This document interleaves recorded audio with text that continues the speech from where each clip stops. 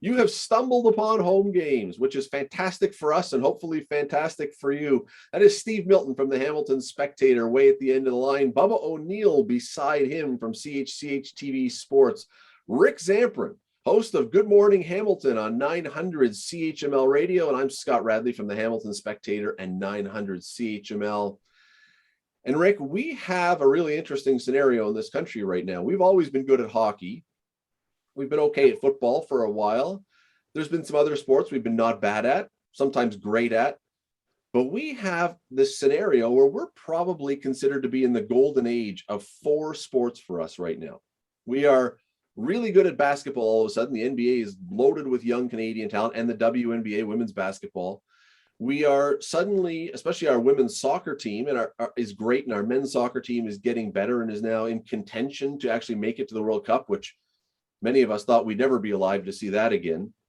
We've got golfers who are winning tournaments and doing exceptionally well on the PGA and LPGA tour. And now all of a sudden, tennis, we're all over the place in the world of tennis. These are sports that traditionally we have not been great at. Of those 4, and you can throw in another one if you want, what are you most surprised that we have suddenly become a major player on the world stage in? Well, the other one I would throw in would probably be swimming on the women's side, certainly what we saw in Tokyo. But I think of the still are. Yeah, I know. I think of the 4 you mentioned, to me, the most surprising is tennis. And I'll tell you why. You know, with soccer, we had the World Cup in the United States in 1994. And I think that really launched, a lot of kids were still playing soccer at that time, but I think really reignited the sport. Basketball, the Vince Carter craze of the early 2000s, I think lent itself to a generation of, wannabe Vince Carters. Soccer, I already mentioned soccer, but with tennis, there wasn't really a superstar tennis athlete. There really never has been, at least to the degree that we're seeing now, in terms of, winning major titles, always being in contention. There have been some really good tennis players from this country from year in and year out, but nothing to the degree that we're seeing with, I guess, the Fab Four right now with, Fernandez, Andreescu, Shapovalov, and Auger-Aliassime. I think to me the most surprising one is tennis because there hasn't really been a longer buildup compared to the other 3. Yeah, I would agree with tennis. It surprises me because the factors that go into all of the above in Canada are also in tennis everywhere else, and so that's where I think you can see because it's comparable. What do you mean? The 2 things that I mean is there's a wealth factor. This doesn't come into play in soccer, but in the other ones, it does in a way, but not much. But in the other ones, in basketball, but certainly in golf and in tennis, you've got to have some money to play. It's a bit of a country, so you have to have sort of the family situation where that can happen. But the biggest thing that's been happening in Canada, and it's been happening for a while now, is the building of a structure of identifying athletes and funneling them towards something. Now, we give the Olympics of 2010 great deal of credit for that, but what that did was ignite the flint for something that was already going on. If you look at what soccer and what they call the pathway to success, now if you're going to be an elite player, the pathway for that is set from the time you're 4, and the last major pieces were the CPL. There's a similar one coming from the women, and there's a league one there, all the way up to 22, 24, professional, and then on top of that, a national team with a real program. And Herdman, of course, has been involved in both sexes on that case. But it's the structure of identification, and we've got money as a country to invest in those sports and for individuals to invest in that sport, because we've all known about what's happening with the academies. So not only do you have to have that structure, you have all of those sports, the top players now all go to academies when they're young, and you've got to have facilities for those academies, and now we have them. Bubs?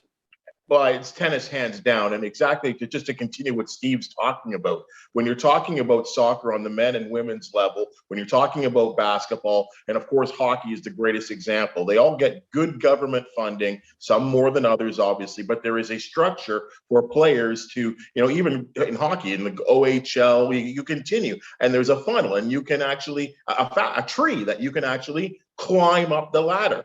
Well, what's the structure in tennis, right? And then what's the structure in golf? There is no high-level coaching that's going on in our country. Many of these individuals in individual sports have had to go elsewhere. Generally in tennis, you're going somewhere to some academy in Florida on your own dime, right? To get your kids to get the appropriate good coaching to get to this level. I mean, I think this is fantastic what's going on in tennis. And you know what, for all the people that, you know, kind of knock Jeannie Bouchard, she started all of this when you really think about this in 2014. Think about this. Jeannie. I think Bubba muted himself. Yeah, Bubba, you muted yourself there, I think, or something. Well, we might have had something to do with that. No. Yeah. Bubba makes a good point, but I would think that from a tennis perspective, I think it started even before Jeannie Bouchard because, you know, she comes in 2014. Now we can hear you, but I'm interrupting you right now. You know, just jumping on your Jeannie Bouchard comment, I think it started even before that with the tennis players that we're seeing today because, you know, the Shapovalovs and the Auger Aliassimes would have been, you know, 13, 12 at that stage. They're already into tennis, but I think that flame was ignited a little bit earlier than Jeannie. No, it's the Carling Bassett scenario. She's the driver behind I'm kidding. Oh, hold on, just let me finish. Hold on, let me finish, right? And I know everyone likes to take pokes and jabs at her, right? But you think about those 6 individuals that I started with. No country, including the United States, has had 6 individuals reach the semifinals of Grand Slams. No other country in the world, not the United States, not Russia. And I found that stat really, really interesting. So that's why I include her, right? Because, and you will talk to many of those girls and they said, I saw Jeannie go to Wimbledon, right? So there's some inspiration there. But again, and we didn't even mention Milos Raonic, who's another. I you know, I said those 6, including Milos. Well, I agree with I think it was Rick that said some of the kids were already early. You might even have to look at Daniel Nestor in there, right?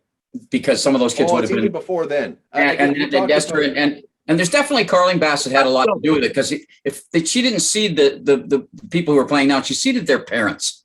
Maybe. Yeah. You know, The Daniel Nestor. Let's be realistic here. The parents, as much as, you know, Carling Bassett was a great Canadian athlete and Glenn Michabata was a great Canadian athlete. If you're going to talk about the parents being seeded, it was probably Bjorn Borg and Jimmy Connors and John McEnroe back In the 78, 79. Yeah. Who had their parents out playing on tennis courts, so you couldn't get a court on a weekend or evening because everybody was out playing tennis. I'm gonna be the which of these ones is not like the other from Sesame Street here. You know, look, tennis, absolutely golden era, amazing what's going on. I'm going with soccer as the unlikeliest thing that the unlikeliest sport, or the one that I'm most surprised by, for 2 reasons. One is the actual opposite of what you've all said about how, you know, with tennis that we don't have the coaching and everything else. Tennis, though, you can be an individual and excel by yourself. You only need one of you to be great in order to get ahead. Soccer, you've got to find minimum 11, more than likely close to 20 athletes who are all at a world-class level in order to have a successful team. For that to happen at once after how Didn't happen at once.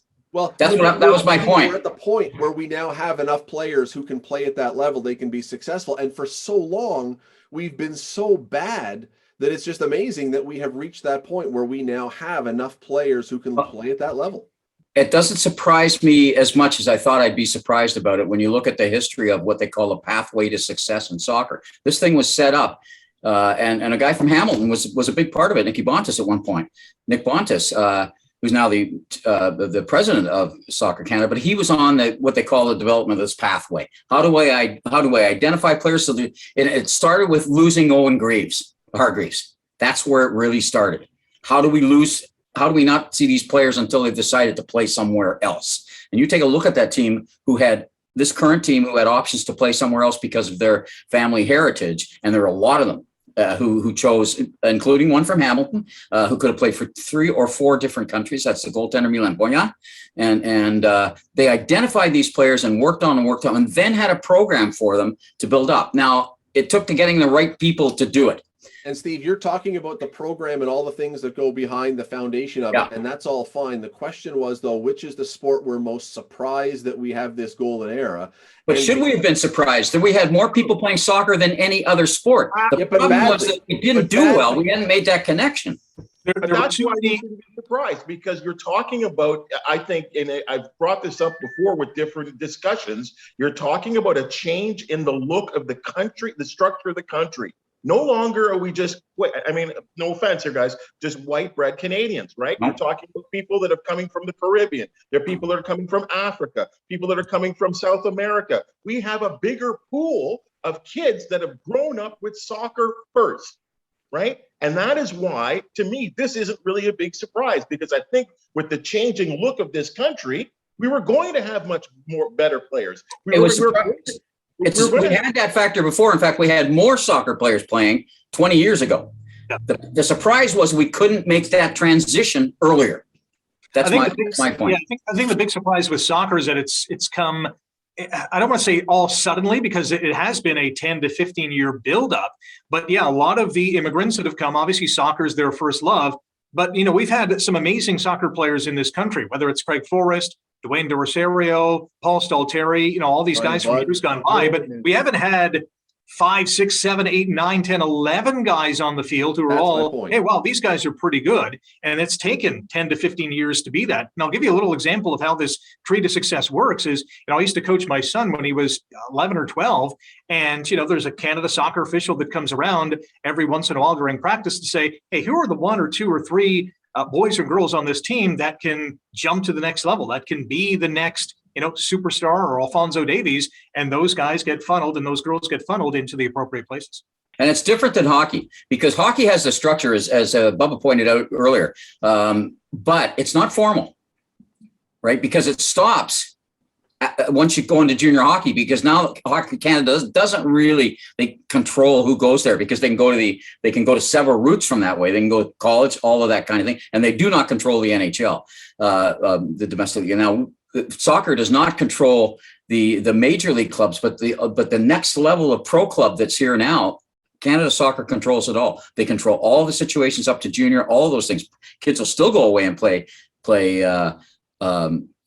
Division I soccer in the United States for a good scholarship, but there's a hole for them to return to Canada. It's called League One in Ontario, and it's a semi-professional league where soccer players can continue to play during their college years.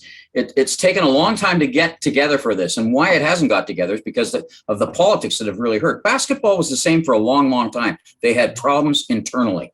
They could not get this. Nobody could agree country to country, and they finally have got that a little bit together too. And they've been a little bit late getting all that structure together compared to some of the other sports. Bubba, last word. I'll just maintain the same thing that I continue to say, that I think that, yes, we had great players in the past, and we're talking about soccer here, but I just think we have more players. And when you have more, you're going to have more opportunities. And again, you know, as you said, in credit the likes of a Nick Bontis or whatever that has streamlined the system. There's a number of them. You know, and you know, and look, we've got Ryan Raposo. I mean, you have all these great players, I mean, that aren't even playing for the national team right now, right? And that's going to continue to be better. And of course, you can't not say anything about John Herdman. I mean, the guy is just a winner for whatever reason. The guy, he's put together a great women's team. He split at the right time and is rebuilding this men's program into something that I think many people in the world are saying, wow, Canada is on the move. My point. What do you think of the 4? Now, we just listed 4. You can throw another one out there. Golf, tennis, soccer, basketball. Which are you most surprised that Canada is suddenly a force on the world stage? These are not sports that traditionally we have been great at always. We've had moments, we've had flashes, but now all of a sudden we're great. Which one do you think which one is most surprising to you? Let us know. Comment. Our Twitter handles are going to come up in just a moment here on the screen. Let us know. Comment, tell us, reach out. We would love to hear from you. And by the way, subscribe to this so you'll know when these videos come out. We would love to be sending these along to you every time we do one. Thanks for watching. Take care.